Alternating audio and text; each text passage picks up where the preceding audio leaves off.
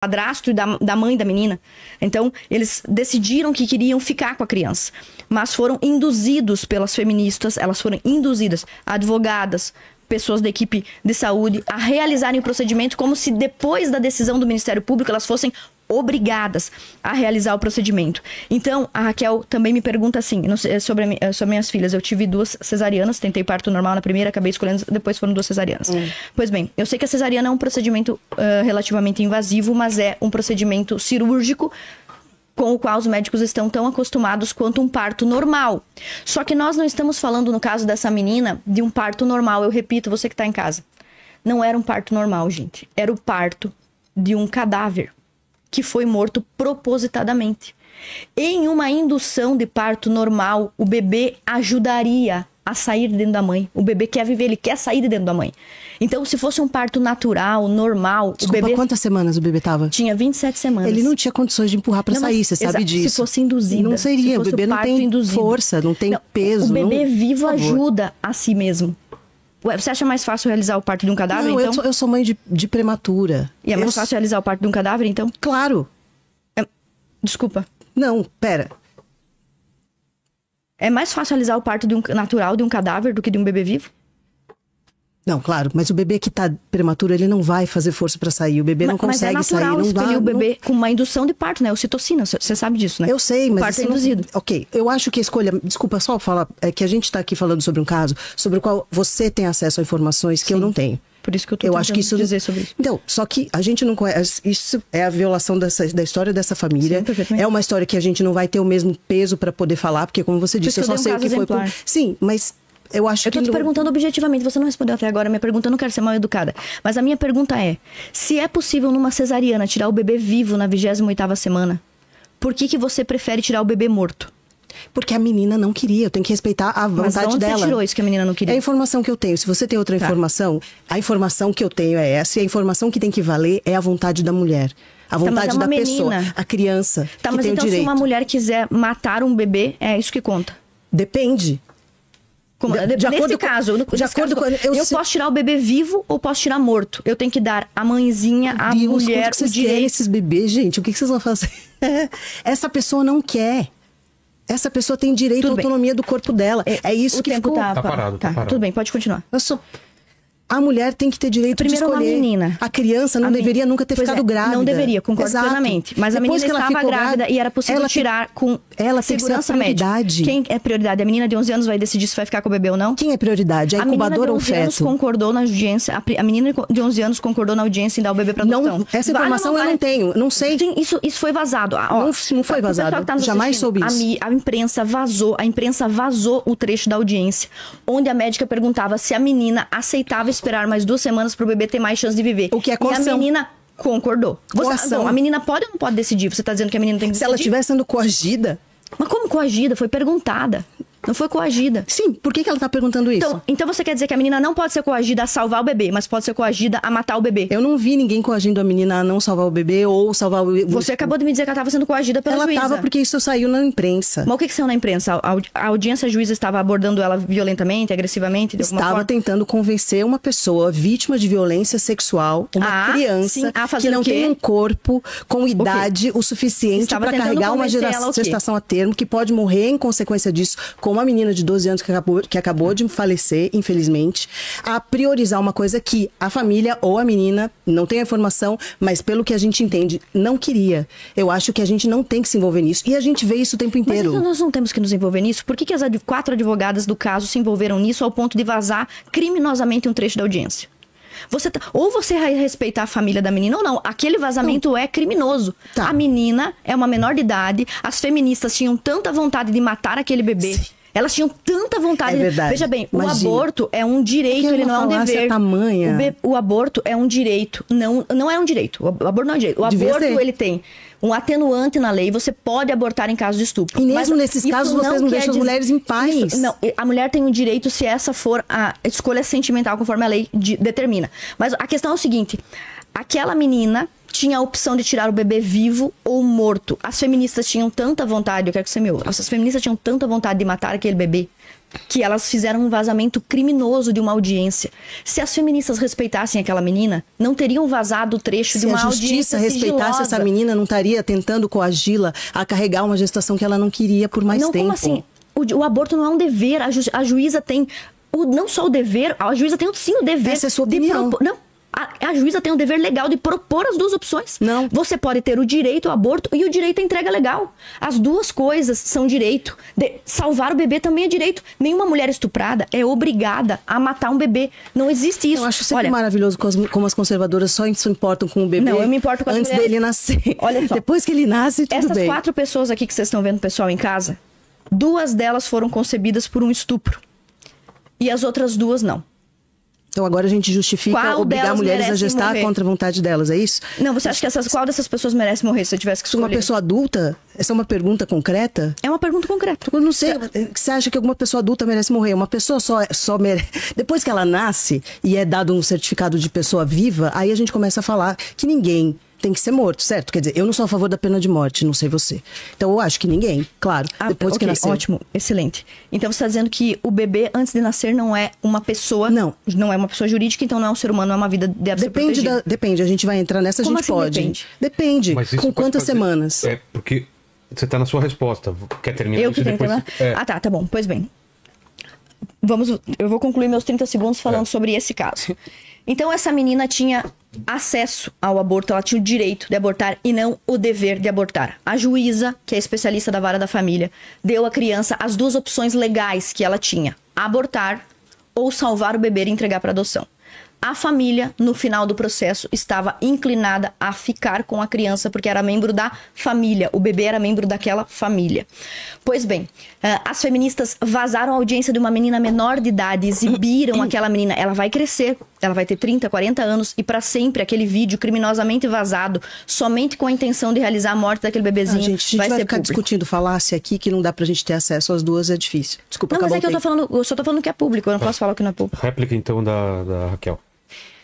Perdão. Eu acho muito triste que a gente tenha que lidar, além do estupro, além da falta de educação sexual nas escolas, para as crianças saberem, pelo menos se defender, ou pelo menos saberem identificar o que está acontecendo com elas, além da gente não ter apoio na hora de buscar denúncia, além da gente não ter criminalização de fato com essas pessoas sendo condenadas, a gente ainda tem a coação de infelizmente, de muita gente que acha que é muito mais importante, a partir do momento que uma possível gestação começar, falar disso ao invés de focar na violência sexual.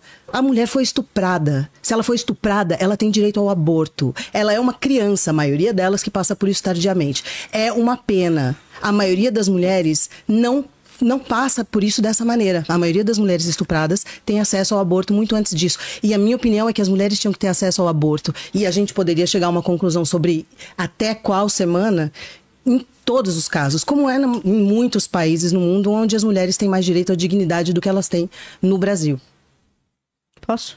Pode. Agora é a pergunta, a terceira pergunta sua, Ana. Pois bem, vou terminar de concluir esse assunto. Se a questão da Raquel e das feministas é a questão do bem-estar da mulher, mais uma vez eu vou perguntar, se a questão é o bem-estar da mulher, por que optar pelo método que causou mais sofrimento à menina?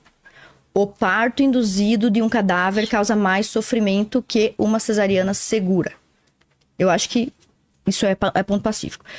Pois bem, agora eu gostaria, pra gente sair um pouco desse tema que é difícil também, né? Eu gostaria de fazer uma pergunta sobre trabalho. Ficar um pouco mais leve a nossa conversa, né, Raquel? Que tá ficando pesado o negócio aqui.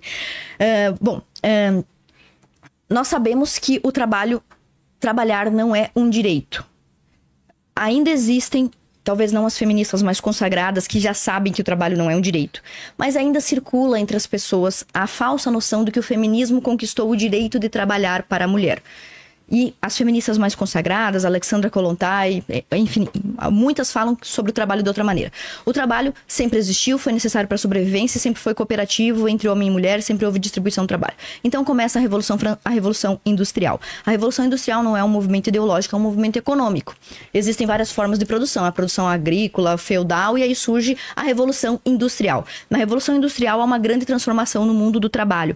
A mulher e o homem que antes trabalhava em casa, sapateiro, ferreiro, agora precisam sair das suas casas. E aí surge o conceito de dona de casa. E algumas mulheres mais privilegiadas são poupadas de trabalhar 10, 11, 12 horas numa fábrica.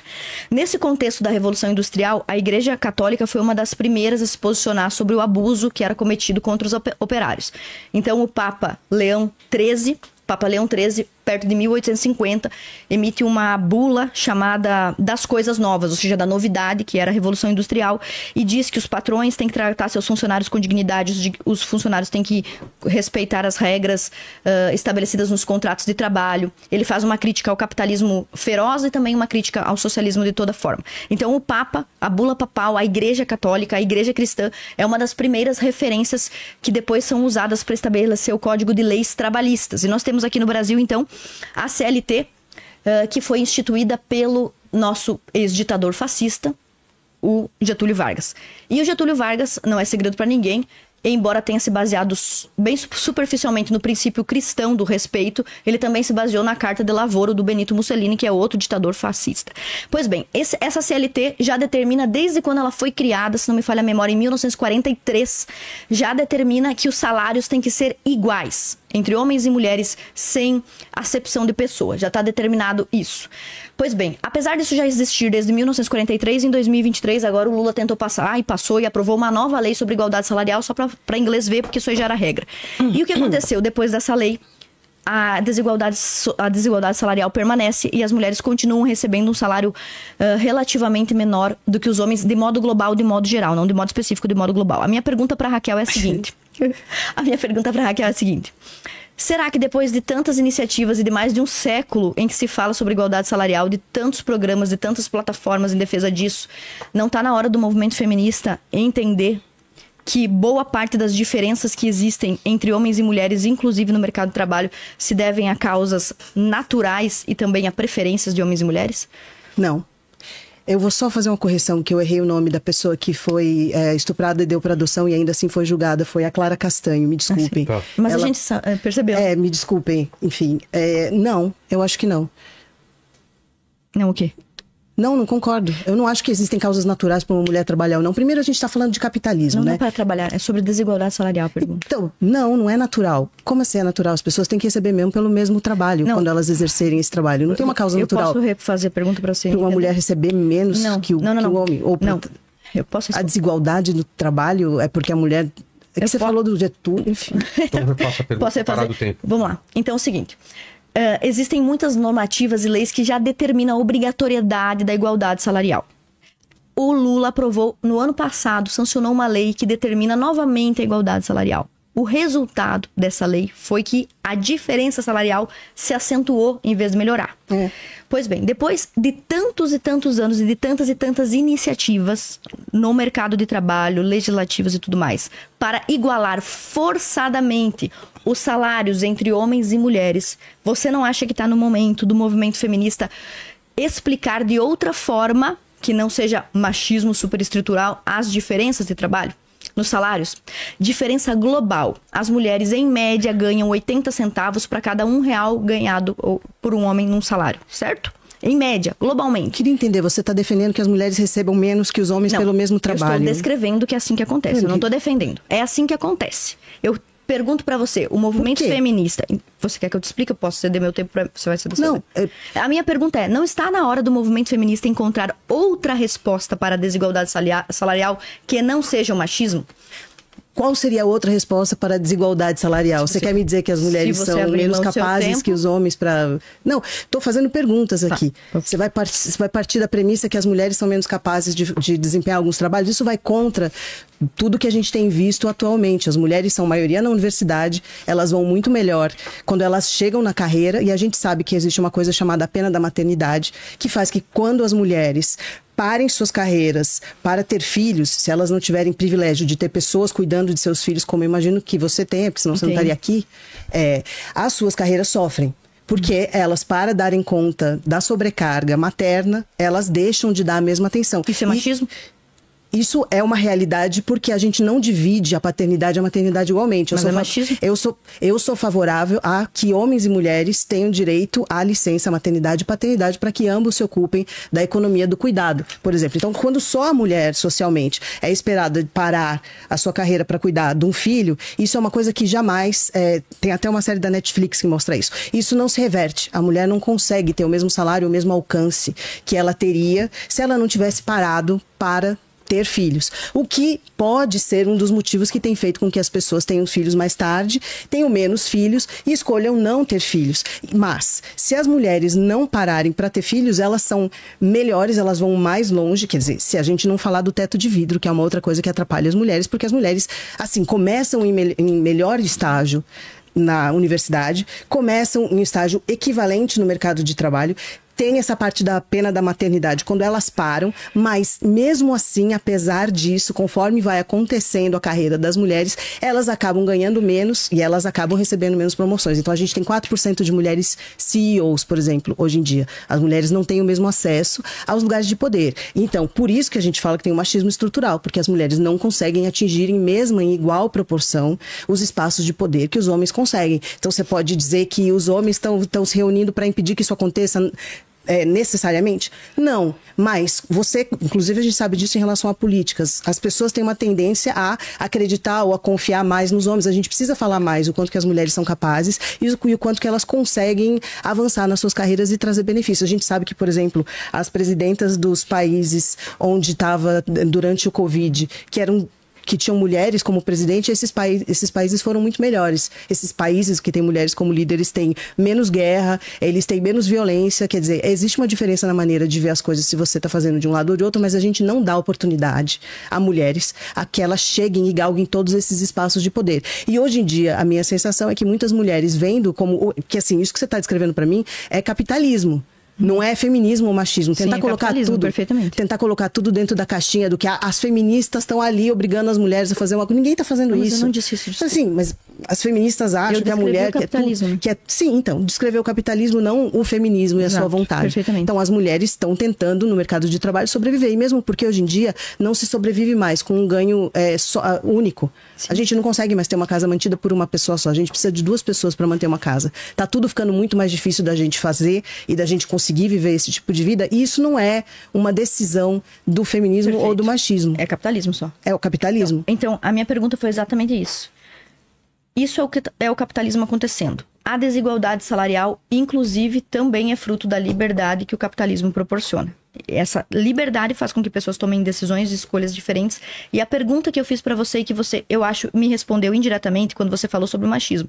A pergunta que eu fiz é: não está na hora do movimento feminista reconhecer outras causas para a desigualdade salarial que não sejam o machismo ou a superestrutura machista e patriarcal? Eu acabei de dizer que tem um monte de causas para isso. Outros fatores que não são o machismo. Acabei de dizer que tem vários outros fatores. Ótimo. Então, nesse ponto, eu gostaria de dizer que eu concordo perfeitamente com você. Os fatores que fazem... Espera aí, só um pouquinho. Tem mais coisa pra falar? Tem tempo ainda. Não, pera, já era... Não era meu tempo agora. Eu não entendi. Eu tava perdida no rolê. Ainda. Eu comecei a comer. Você tem 1 minuto e 21, pode terminar de comer. Tá lindo. Você tem a réplica. Eu não vi, pelo amor de Deus, desculpa. Mas você quer completar? Não, eu acho que a gente está falando sobre uma dificuldade do capitalismo que a gente precisa trabalhar juntos para reverter. Uhum. Eu não estou dizendo aqui que um é melhor do que o outro. Pelo contrário, os dois têm que trabalhar juntos para construir um futuro melhor. Eu acho que a gente tem que achar os espaços de conciliação. Eu acho que a gente tem que achar os espaços onde a gente pode ser colaborativo. Nesse sentido, eu acho que os homens têm que ir mais para o espaço do lar. Eles têm que ser mais presentes na criação dos filhos, que é uma coisa que a gente... historicamente não nos preocupava em ter isso, é melhor. Os homens podem estar mais dividindo esses trabalhos com as mulheres, e as mulheres para mulheres poderem estar no mercado de trabalho com mais segurança também. E eu acho que a gente tem que pensar novas maneiras de pensar o futuro. Porque do jeito que a gente está fazendo, está sendo muito difícil da gente conseguir se manter mesmo. E isso, na minha opinião, não vem de um lado, ou, enfim, não vem do lado do feminismo, certamente. A gente precisa de novas estruturas e novas maneiras de entender como a gente pode sobreviver na modernidade agora. Perfeitamente. Então, lá, quer terminar seus 20 segundos? Eu quero. Então... Mas eu quero terminar minha bala. É tão caro esse tempo. Dá os 20 segundos pra ela depois. Nossa, ela pelo amor de Deus. Tempo. Pode ser? O quê? Quer guardar seus 20 segundos pra depois? Guarde no banco de Não, ela tá só... absorvendo a Jujuba. Como tá o chat aí? Tá tranquilo ou estão brigando aí? Já sabendo daquele jeito. Aquela briga entre eles, né? Tem uma briga interna. Vamos lá então, Raquel. Eu acho isso. Eu acho que a gente tem que pensar em novas maneiras de olhar para o futuro. Eu acho que as mulheres ainda sofrem dentro do ambiente de trabalho o teto de vidro, que é uma sensação que você tem, que você chega num ambiente e você de repente não consegue mais crescer. Isso são coisas contra as quais a gente tem que continuar lutando. Tem muitas estruturas acontecendo ao mesmo tempo para que a gente não tenha o mesmo resultado financeiro. Não é todo mundo que vai ter o mesmo sucesso. Igualmente, não é um motivo só, são vários motivos, mas colocar tudo numa caixinha só e botar isso na conta de um movimento que só quer buscar a equidade, eu acho que é injusto. Perfeito. Pois bem, por que eu fiz essa pergunta para Raquel? Porque esse conceito, por exemplo, do teto de vidro é um conceito criado pelas feministas. No geral, popularmente, as feministas dizem que sim, tanto o cuidado que a mulher dedica à casa, quanto mais tempo que ela passa em casa, enfim, que indiretamente todas as causas desses efeitos indicados pela Raquel são fruto de uma estrutura machista. Eu fiz essa pergunta por quê? Eu gostaria de ter a oportunidade de explicar a vocês e conversar com vocês sobre a desigualdade no mercado de trabalho, a desigualdade salarial, não como um fruto do patriarcado ou da superestrutura machista que o feminismo alega ser o culpado por isso. Esse conceito do teto de vidro, por exemplo, ele já foi rebatido por uma feminista chamada Roxane Cremer, e nós temos uma outra chamada Susan Pinker, que é economista, irmã do Steven Pinker, um escritor bem famoso também, os dois, economista não, psicóloga, se não me falha a memória, e ela escreveu um livro chamado Paradoxo Sexual. E nesse livro ela explica, assim, causas naturais de preferência, entre outras, para explicar por que as mulheres ganham em média menos do que os homens. E isso é o que ela chama de paradoxo sexual. As mulheres têm tantas oportunidades quanto os homens, melhor desempenho acadêmico, notas melhores. Por exemplo, no curso de medicina, só mesmo a título de exemplo, no curso de medicina as mulheres têm mais facilidade de serem aprovadas na residência, estatisticamente. Então as mulheres têm muitos benefícios educativos em relação aos homens e mesmo assim isso não se reflete em salário. Sim. A mulher só estuda. Eu posso... O que eu faço? Pauso? Você que sabe. Você tá aí no seu tempo. Tá parado, mas se quiserem... Não, tudo bem. Sim, as mulheres desfrutam de muitos benefícios, como programas, bolsas, prêmios, os homens cotas. Também, sim. Tem pros dois. Coisas que... Aonde? No Brasil? Sim. Me fala uma bolsa. CAPES, programa de ciência voltado para as mulheres, incentivo do governo para... Eu falei sobre isso antes. Incentivo que existe do governo para que as mulheres entrem nas áreas de ciências duras, ciências exatas, e que não existe para que os homens entrem nas áreas onde eles não são maioria. Eu falei que eu acho que a gente tinha que ter esse estímulo para os dois. Pois é, mas não é o que acontece. E as mulheres têm 60% dos diplomas hoje, são a maioria das egressas das universidades. E o que a Susan Pinker nos explica é que, apesar do melhor resultado na educação que as mulheres têm, de se saírem melhor, estatisticamente inclusive, isso não se reflete nos salários, porque entre a formação e as escolhas profissionais das mulheres, no montante, as mulheres tomam decisões que priorizam outras coisas, como qualidade de vida, mais tempo em casa e, inclusive, cuidar dos filhos. E eu fiz essa pergunta justamente porque eu acho que quando uma mulher, a Susan Pinker fala que quando uma mulher prioriza cuidar dos filhos e pausa a sua carreira para cuidar dos filhos, ela não está em desvantagem total. Ela pode estar em desvantagem econômica, mas não em desvantagem total. Isso é importante mencionar porque o movimento feminista não para de apresentar sistemas e propostas de cotas para que as mulheres estejam em status, em lugares de poder. E você é contra? Sim, sou contra todo tipo de cota. Você é contra mulheres terem espaço? Não, eu sou a favor de mulheres terem espaço pelos seus talentos, pelo mérito e não por cotas. Tá bem. Por exemplo, as mulheres não receberam cotas para estar nas universidades, graças a Deus. Imagina que em 1950 tivessem criado uma cota para que nós mulheres fôssemos metade das universitárias. Hoje, nós somos 60%. Se essa cota tivesse sido criada, nós teríamos que deixar essas vagas para os homens.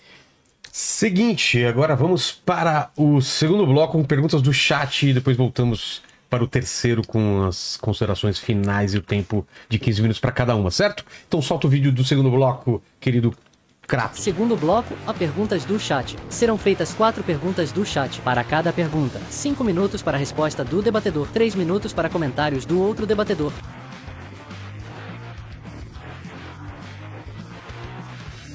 Então vamos, primeira pergunta do chat para a Raquel. Manda aí, Kratos. Vamos lá.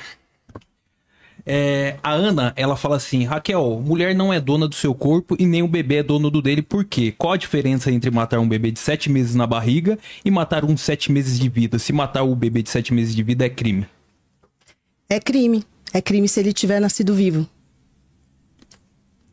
A diferença é a vontade da mulher, ela ser autônoma, ela ter direito sobre seu próprio corpo. Eu sei que as mulheres de direita não querem que as mulheres tenham direito à autonomia. Elas não são donas do seu próprio útero. Enfim, infelizmente, eu acho que as mulheres têm que ter direito a decidir o seu planejamento familiar. A gente precisa ter mais educação sexual, mais acesso e mais possibilidades das mulheres poderem ter a contracepção que elas precisam quando elas querem, para que a gente impeça que gestações indesejadas ocorram, para que esse tipo de situação não aconteça. Primeiro, que é isso que eu estou dizendo, em geral, os abortos tardios, infelizmente, acontecem com crianças. E aí a gente tem que considerar uma questão maior, que é o abandono dessa infância, que é a falta de educação sexual, que é como que as mulheres que têm bebês antes dos 15 anos são condenadas a uma vida de pobreza, que não conseguem terminar a escola, que elas são parte do que depois acaba ficando no mapa da fome. Você está condenando o futuro inteiro de uma criança se você obrigar ela a seguir com uma gestação que é fruto de estupro. E mais, é um direito conquistado nos anos 40. Você pode ser contra, mas assim, se você é contra um aborto, não faça um. Essa é a minha sugestão. Comentários, Ana. Pois é como dizer assim, se você é contra a pedofilia, não pratique. Se você é contra o homicídio qualificado, não faça. De preferência, né? Mas se você é contra o aborto, não é só você não fazer, mas também pedir que os outros façam, né? Por quê? Por que você tem que ter direito sobre o meu corpo? Porque eu quero ter direito desde o momento que eu fui concebida. Porque quando eu tinha esse tamanhinho desse fetinho aí, eu já era eu. E assim, por mais que eu discorde de você, Raquel, eu creio que você foi sustentada até o 9º mês para que pudesse nascer, como você diz, nascido vivo. Se o bebê que está na barriga da mãe não estivesse vivo, ele não precisava ser morto por métodos mecânicos ou farmacêuticos. Aquilo que está dentro da mulher, que você chama de aquilo, que eu já vi num vídeo você falando assim. Chama aquilo mesmo. Então, esse aquilo que você chama de aquilo, já tem uma identidade própria, tem até certos direitos, como direito de imagem. Você não pode pegar um ultrassom de um bebê e sair por aí escandalizando. Depende de qual momento da gestação a gente está falando. Você está falando de 32 semanas, evidente. Você está falando de 20... Mas você defendeu há pouco o aborto de um bebê de 27 semanas? Defendi, porque é a vontade de uma menina estuprada, é um direito legal. A vontade do ser humano mais desenvolvido deve imperar sobre o direito de viver do ser humano menos desenvolvido? Do não nascido? Do não nascido vítima de estupro? Mas peraí, o que tem de diferença entre essas pessoas aqui vítimas de estupro, nascidas de um estupro? Elas nasceram. Sim, mas elas só nasceram porque ninguém mecanicamente impediu. Não sei se contra ou com a vontade das pessoas que estavam sendo submetidas a isso. Então a gente para de pensar sobre o sofrimento da pessoa que passou pela violência sexual. São mulheres que são estupradas.